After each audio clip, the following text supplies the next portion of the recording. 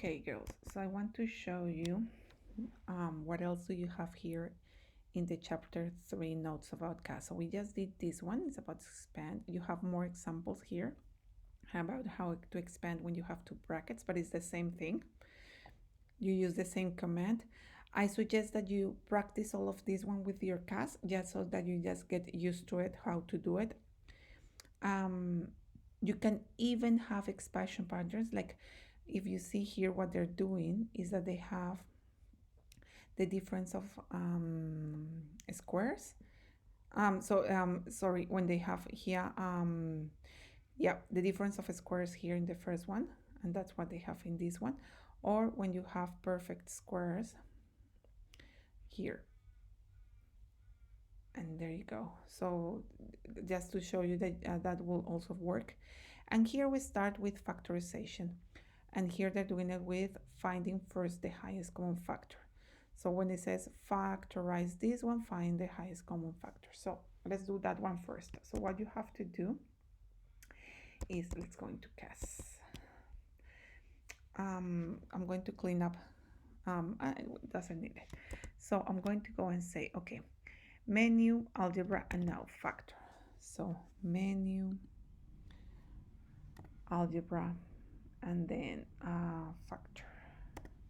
So now we're going to factorize, and we have to enter the expressions of 5 times x, 5 times x plus 15 times y, enter, and there you go, 5 open brackets x plus 3y.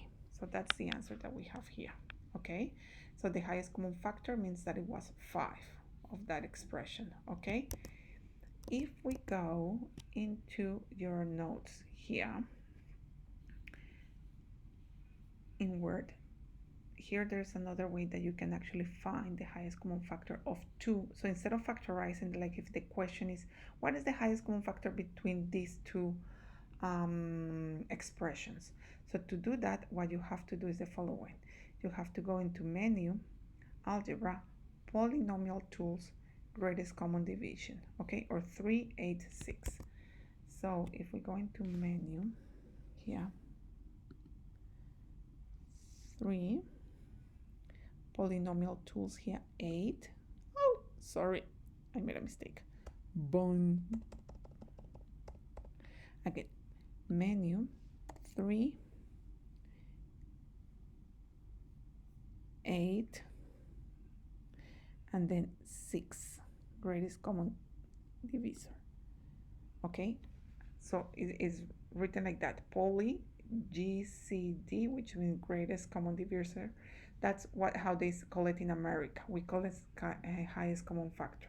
So it's the same thing. Okay, so and between 15 mn, so I have to write 15 times m times n, and then don't forget that we use a comma to divide the expressions, and the second expression is 5m squared, 5m, 5 times m squared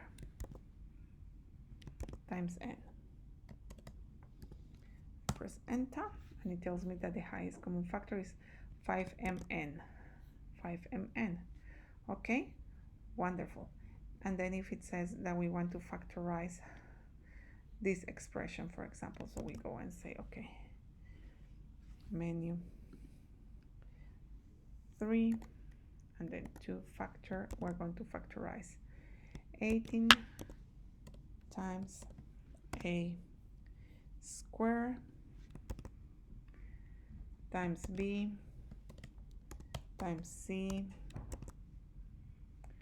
take away 27 times ab. So it takes out the common factor, and then it factorizes the internal part.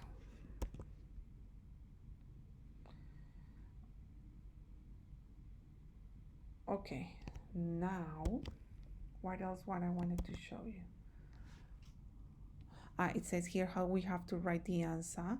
So the answer, yeah, I was looking at this one. So you see how it says 9 times a and then times something and then it leaves the b at the end.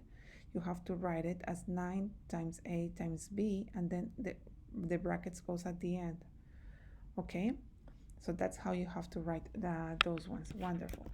So the other thing that I wanted to show you, so this is the chapter 3 one, and it keeps going. Like there are more examples about how to factor, but if you see like this whole factorization expression, it actually breaks it out into 2 brackets, so you can factorize anything with that formula. And it has a good practice example at the end that I recommend that you do. All of these ones that you practice, and there is how you do it here. How do you solve it here? I recommend that you do that one. Now, if we go into